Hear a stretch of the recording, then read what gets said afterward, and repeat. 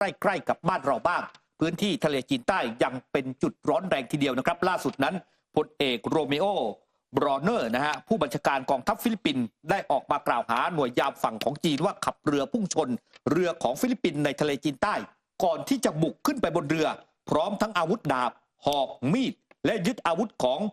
งฟิลิปปินส์เนี่ยครับทำให้ทหารฟิลิปปินส์นั้นต้องต่อสู้ขับไล่กับเจ้าหน้าที่จีนด้วยมือเปล่านี่ฮะนี่คลิปที่มีการนำมาเผยแพร่คุณผู้ชมครับเหตุปะทะกันดังกล่าวเกิดขึ้นขณะที่เรือของกองทัพและหน่วยยามฝั่งของฟิลิปปินส์ขนส่งเสบียงไปให้ทหารที่ประจำการบนสันดอนโทมัสที่2ซึ่งเป็นส่วนหนึ่งภายในเขตเศรษฐกิจจำเพาะของฟิลิปปินส์ตามอนุสัญญาสหประชาชาติว่าด้วยกฎหมายทางทะเลนะครับ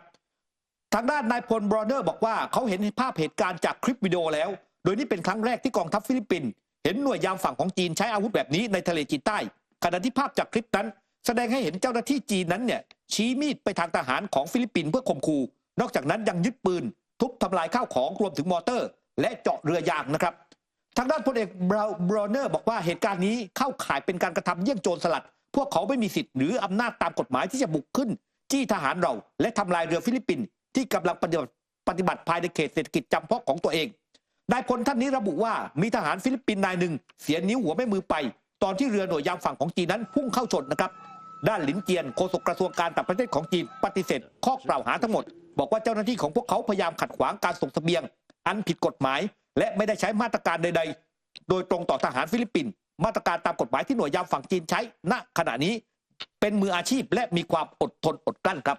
บขณะเดียวกันนะคะที่ทางการฟิลิปปินส์นะคะมีการออกแถลงการณ์นะคะว่ารองประธานาธิบดีซาร่าดูเตเต้มีการยื่นหนังสือในการลาออกจากการร่วมรัฐบาลรวมไปถึงการดำรงตำแหน่งรัฐมนตรีว่าการกระทรวงศึกษาธิการแต่ว่าตัวเธอนั้นยังคงอยู่ในตำแหน่งรองผู้นำฟิลิปปินส์ต่อไปคือหลายคนก็มีการคาดการณ์ว่ามีความขัดแย้งใดๆเกิดขึ้นหรือไม่เพราะว่าที่ผ่านมาเนี่ยทางด้านของมาโกสจูเนียร์แล้วก็ซาร่านั้นยืนยันตลอดว่าไม่เคยมีความขัดแย้งหรือว่ามีความบาดหมางส่วนตัวต่อกันแต่มีอีกกระแสหนึ่งมองว่าทั้งคู่เนี่ยอาจจะมีจุดยืนที่ไม่ตรงกันไม่ว่าจะเป็นนโยบายเรื่องเกี่ยวกับทะเลจีนใต้นะคะหรือแม้กระทั่งก่อนหน้านี้ที่อาจจะมีคำกล่าวเนี่ยจากทางด้านของสุภาพสตรีหมายเลขหนึ่งภรรยาของผู้นำฟิลิปปินส์เนี่ยมีการพูดถึงทัศนคติเชิงลบต่อบิดาของซาร่าดูเตเต้ค่ะครับก็คือทางด้านในส่วนของภรรยาของมาโกสจูเนียร์นั้นเนี่ยไปกล่าวหาว่าโรดริโกดูเตเต้เนี่ยนะฮะเป็นคนเมายาเหมือนสภาพเนี่ยเหมือนคนเมายา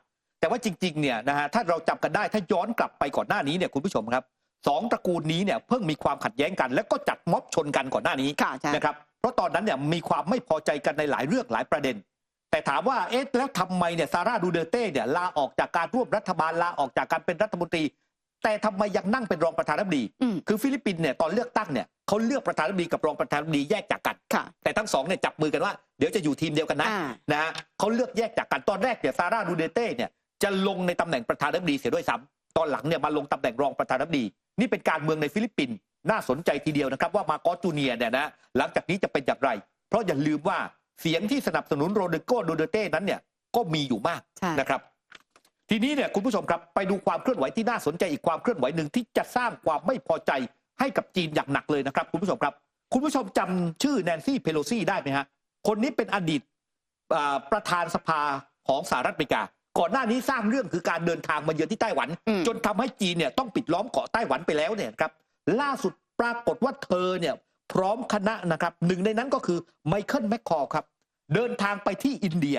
ยไปทำอะไรครับไปเจอกับองค์ทไลลามะครับคุณผู้ชมครับผู้นำแห่งจิตวิญญาณของทิเบตโดยทางด้านแนนซี่เพโลซี่เนี่ยไปกราบท่านทไลลามะแล้วบอกว่าตอนนี้เนี่ย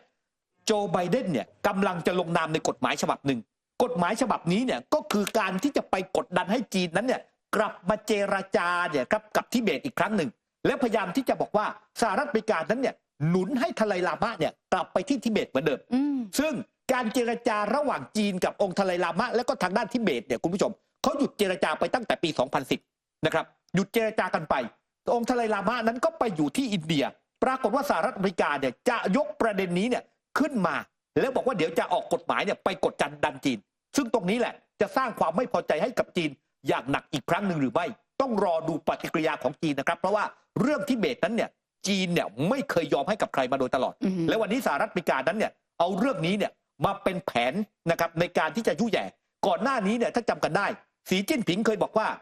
สหรัฐอเมริกาเนี่ยพยายามใช้ไต้หวันเนี่ยเป็นเหยื่อล่อนะฮะให้จีนนั้นเนี่ยหมดความอดทนแล้วรุกรานไต้หวัน